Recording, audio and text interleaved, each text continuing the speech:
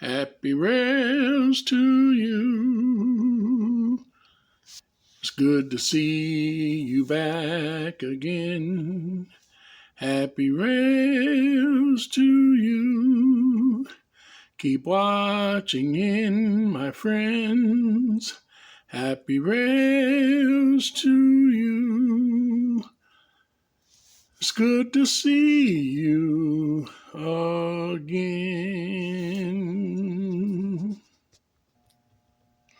Well, welcome back.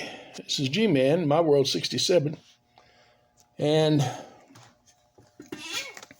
in this video for today, on Tuesday, March the 29th, 2021, I have here the Great Northern S-Gauge, an F9. This is an old shell that I've had. I don't remember whether I had showed this in a previous video or not, but this is one of the projects I've been going to do for quite some time, and I've never had the spare parts for it. I've been able to fix it up. Now, this engine was junk. It was junk. It was broken in several places. I don't know whether you can see it, tell it here or not, but this tab here was broken off. This one was broken off. This I just replaced last night and finished trimming it up today. This light nose cone, they have a little circle around them. It was broken off, and so I didn't have the piece of plastic to mend that, so I took a piece of wire, and real small wire, and made a rim around this half of it.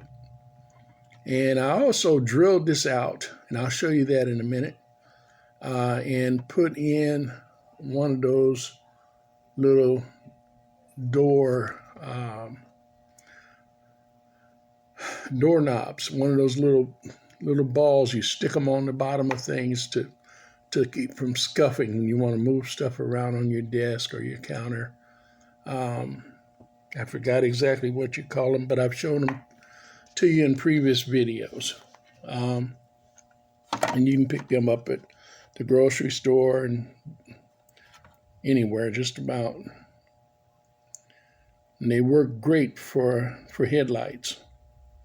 Now, I had to trim this one down as it was a little bigger than the hole, but I trimmed it down and glued it in.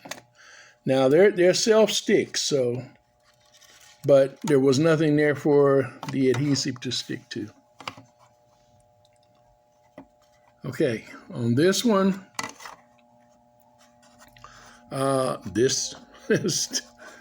this tab here was broken. You can't see the slot because I actually got it covered with tape. And then yesterday, I was changing things around on the shelf while I was out working in the layout,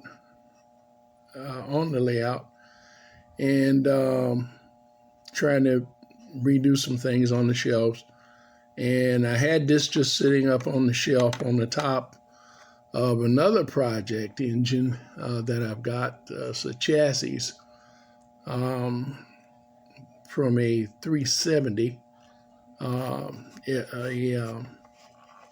GP9, and or GP7, and this fell off while I was moving, and I didn't catch it, and it hit the layout, and I thought, wow, this is not going to do hardly any damage because it landed in a place where there was not much at all, but it broke off this whole skirt right here. So I had to re-glue it and then brace it. And I'll show you the bracings in a minute. This back one was also broken off. And so I re-glued it. So this shell has been pretty much broken up. It's had a hard life. And then I dropped it 2 other times yesterday and once today. So some reason or another, this shell likes to get dropped, I guess.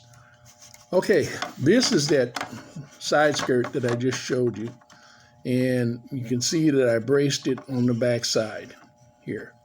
I had braced this front truck here, and I did the same on this side with this part of the skirt, or the bottom half of the engine, where, hey man, this is where the actual slots are that holds the front wheels in place. They're on a toggle or a tallow. And there's the back one. I'd already painted these orange on yesterday before I broke the skirt out, and then realized I hadn't done the rim around the headlight.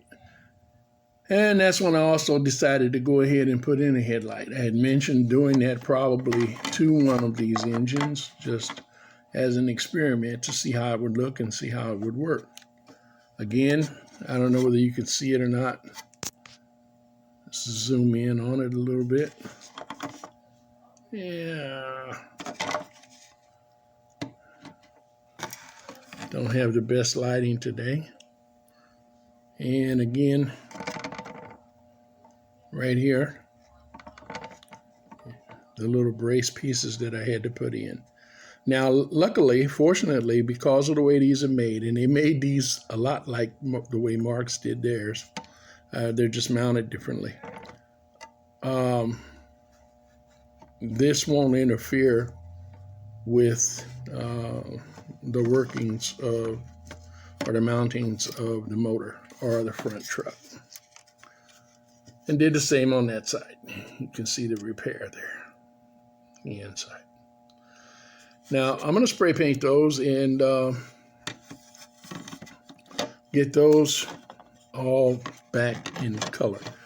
I want to point out also I put in a windshield, which you can't see from the front of the engine right now. That's why I've got it masked up. But maybe if I can get focused,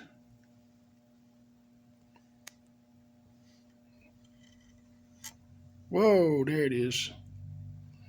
You can see the plastic windshield here that I put in. These do not have windshields ordinarily either. So I thought, since this shell is so messed up, and these shells are, I've tried to hold on to this because this is another one of those prize engines that you always want to get hold of. And I don't remember, I lucked out and got this body in junk with a bunch of other junk that I purchased. And like I say, quite some time ago. And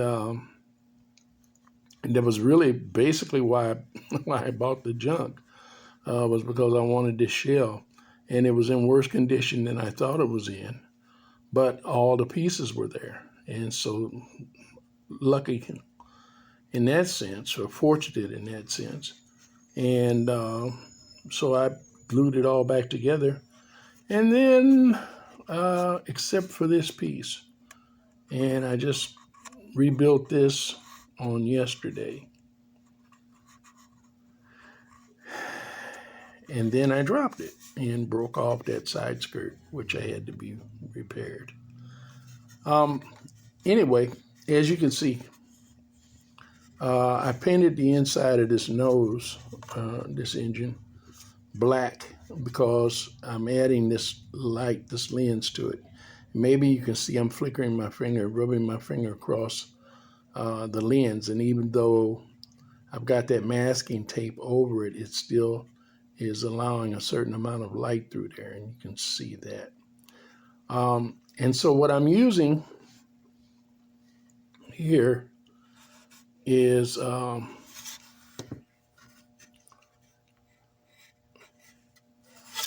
Wish I had a little better light so you could get a little better look at this. I'm gonna back out. Okay, what I'm using here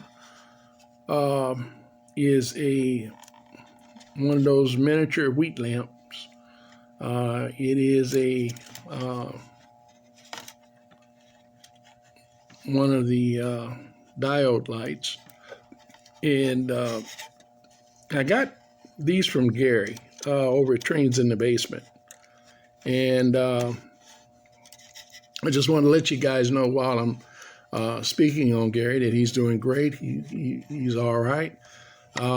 He doesn't know whether he's ever going to come back online again, but he is still having fun playing with his trains. He's working on some projects, and if I can get his permission or get with him and we can figure out how to do it, maybe I can get him back on to where you can see him and see what he's doing. But anyway, I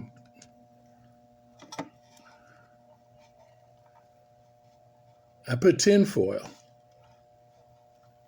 or aluminum foil down on the top surface of the engine hood, or the bottom surface of the engine head, I'm sorry, and then build it up with some more aluminum foil to about 1/16 of an inch thick, so that there'd be a little space between that diode and the hood itself. I've got that aluminum on there. The aluminum will take the heat, and that will help stop any swelling or any melting, any disturbance in that area from the heat.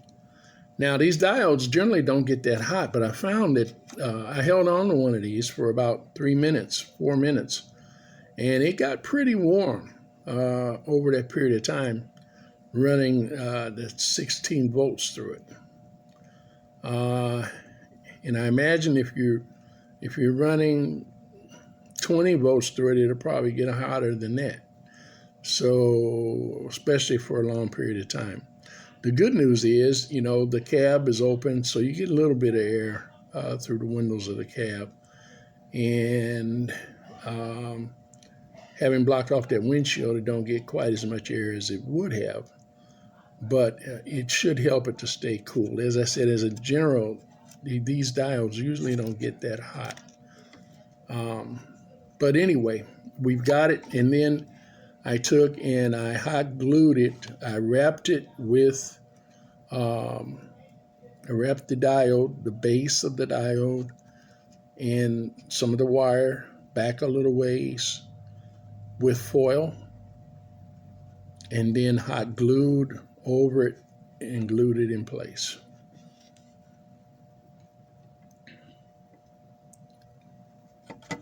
These wires are nice and long, but in lieu of having to go on top of the motor, the top side of the motor, in this particular mounting to hook it up, I extended this wire just a little bit so that there'd be a little extra wire there. Probably don't need it, but the engine will be turning on that tallow, so I want to make sure that there's enough wire there to handle that turn.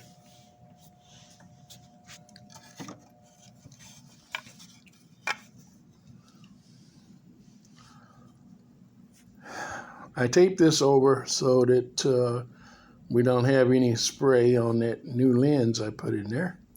And I want to spray the rim and around that nose. Now, this paint that I'm using is almost an exact match.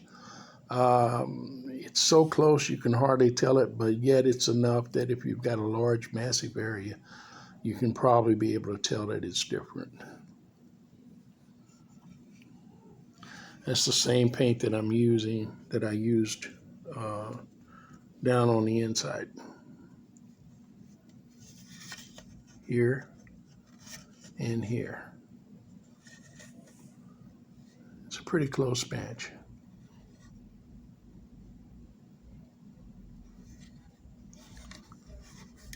Okay, so I'm going to go out and I'm going to go ahead and touch this up. I wanted you to see the motor that goes in it. I was waiting on the parts so that I could actually put this together, and I was in need of, I had the truck, but I was in need of some motor parts, and so I got them in and got this all together.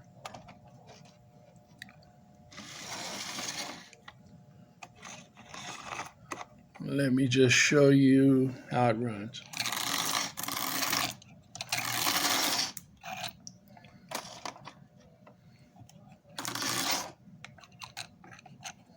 Unfortunately, it runs like this when they're hooked up like this. It draws its current from the front trucks, and then it has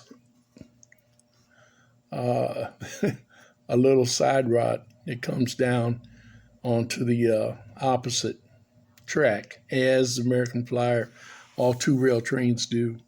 And its conductor here on one side, with these two attached this way like this, they run into each other. So whenever this runs into that, it shorts out on and bumps the E unit, and that makes us go back and forth. But normally it doesn't do that. Let's see, let's try something.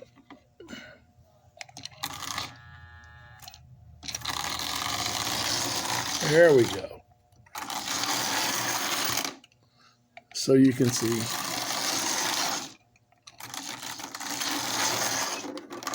it's running pretty good. So I got that rebuilt, and now it's ready when I get the body done to put back together. Well, I'm going to get this back together, get this painted, and get it back together. We'll go out on the layout, work on the layout while this is all drying. And I may do a video later on the layout and the completion of this after I've gotten it all together. So, as always, guys, if you enjoy working on your trains and running them, operating them, rebuilding or customizing them as much as I do, and you enjoy working on your layout, then you should have happy rails. Until next time, this is GMan. Bye for now.